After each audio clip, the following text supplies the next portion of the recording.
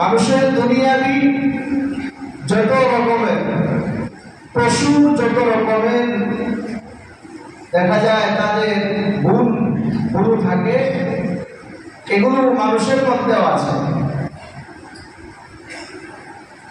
যারা এগুলোকে পরিবর্তন করে কোরআন এবং সুন্নাহর আলোকে জীবনকে রচনা করে, জীবন বাস্তবায়ন করে, তাদেরকে বলা হয় মানুষ। তাদেরকে কি বলা হয়? আশরাফ আলী থানভী রাহমাতুল্লাহ আলাইহি মানুষের পরিচয় দিয়েছেন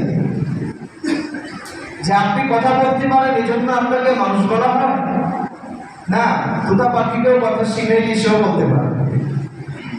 ঠিক না ঠিক? বর্তমান রোবট বের হয়েছে, দেখতে মানুষের মতোই, কিন্তু আসলে কি মানুষ না। আপনি যে কোনো বিষয়ে প্রশ্ন করবেন, উত্তর দিবেন। তার মধ্যে এআই একটা সফটওয়্যার, এটা ফিট করা হয়েছে। যে কোনো প্রশ্ন করবেন, ইসলামিক, অনইসলামিক, দুনিয়াবি, আখিরাত, যা কিছু বিষয় আপনি প্রশ্ন করবেন, উত্তর দিতে সক্ষম। এজন্য একটা এই যান্ত্রিক বা ইঞ্জিন জাতীয় মানুষের হাতে বানানো, এটা যদিও মানুষের আকার আকৃতি, কিন্তু আসলে কিনা যদিও সে কথা বলতে পারে। তাহলে বোঝা গেল কি কথা বলতে পারেন না মানুষ নয়, ওভাবে কথা বলতে পারে না, তাহলে কি সে মানুষ না? অনেকে বলতে পারে মানুষের জ্ঞান আছে, বুদ্ধি আছে, বিদ্যা আছে, মানুষ ভালো মন্দ যাচাই বাছাই করতে পারে। মানুষের মধ্যে এরকম বহু প্রাণী আছে, তাদের ভিতরে জ্ঞান বিদ্যা আছে। কথা ঠিক না বেঠি? বাবরের মধ্যে বুদ্ধি আছে না নাই? শিয়ালের মধ্যে বুদ্ধি আছে না নাই? সে কৌশল জানে তার নিজের জন্য কি করতে হবে।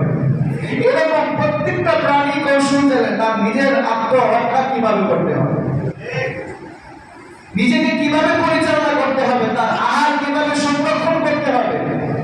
আপনার জ্ঞানের মাধ্যমে তো আপনি এগুলি করে থাকেন, আহার গ্রহণ করে থাকেন, রিজিক অন্বেষণ করেন, ইনকাম করে থাকেন, তো তারা তো একই কাজ করতেছে।